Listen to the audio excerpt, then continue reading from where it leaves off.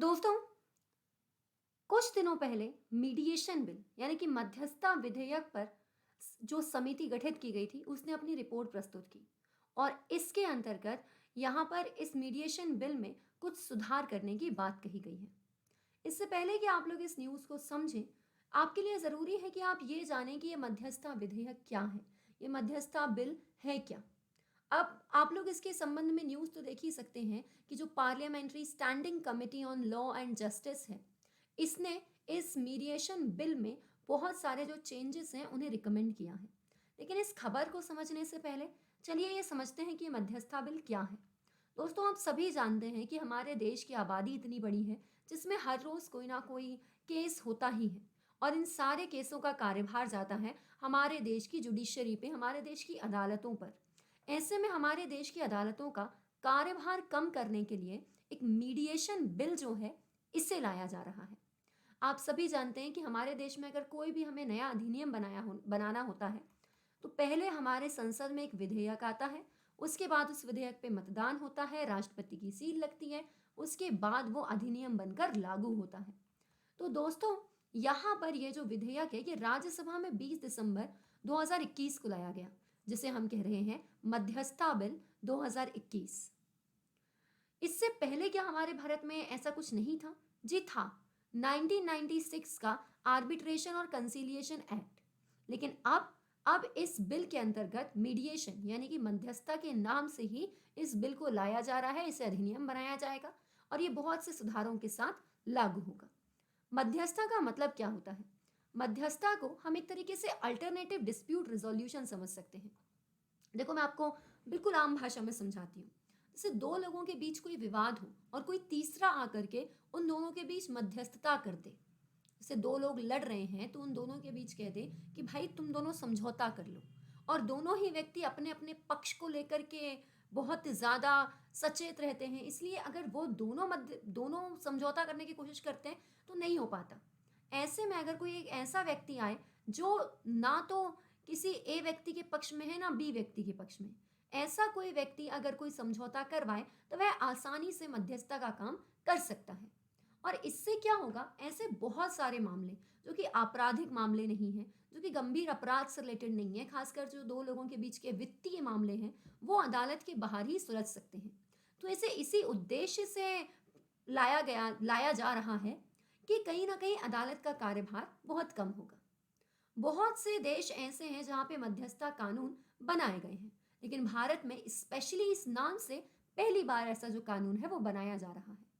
इस कानून के पीछे उद्देश्य है कि अंतर्राष्ट्रीय, राष्ट्रीय, प्रादेशिक विवादों को सुलझाने के लिए मध्यस्थता के प्रयोग को बढ़ावा मिलेगा। दोस्तों, इस अधिनियम में 86 धाराएं होंगी। आप देख सकते हैं कि इस कानून के अंतर्गत जो मध्यस्थता है ये काम कैसे करेगा।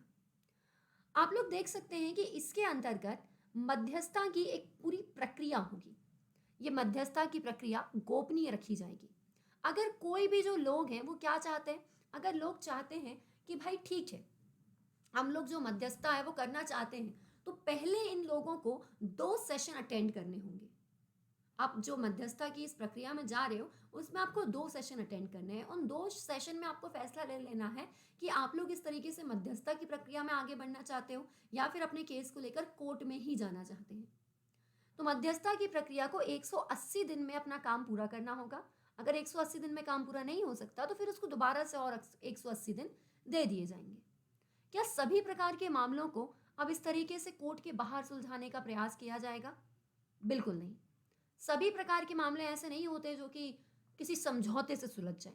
जैसे जैसे कि आप देख सकते हैं, ऐसे मामले जिनमें कोई नाबालिग जो है उसका हित है, या फिर कोई ऐसा व्यक्ति जो कि मानसिक रूप से अस्वस्थ है, ऐसे मामलों में मध्यस्थता अनुपयुक्त होगी।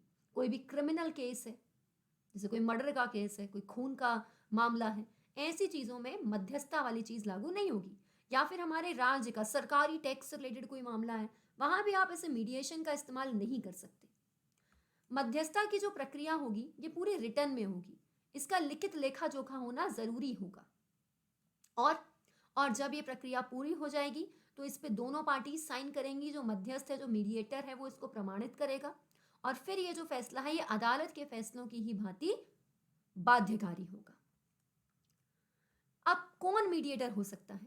इस विवाद को सुलझाने के लिए मीडिएटर कोई भी वो व्यक्ति हो सकता है जिसे दोनों ही तरीके की जो पार्टीज हैं वो प्रमाणित करती हैं, या फिर कोई संस्था जो है, जैसे अभी क्या होता है, कुछ प्राइवेट लॉयर्स होते हैं, कुछ सरकारी लॉयर होते हैं। तो वैसे ही जो प्राइवेट संस्थाएं हैं वो भी ऐसे मीडिएटर प्रोवाइड करेंगी। इसके अलावा जब ये अधिनियम बन जाएगा तो जो हमारी केंद्र सरकार है वो भी भारतीय मध्यस्थता परिषद की स्थापना करेगी। सो आई होप कि आपको इस कानून के बारे में बहुत कुछ समझ में आया होगा। अब हुआ क्या है, इस जुलाई के महीने में, जुलाई 2022 में, इस मुद्दे को लेकर के खबर ये आ रही है कि जो स्टैंडिंग कमेटी है उसने इसको लेकर के बहुत से सुझाव दिए हैं।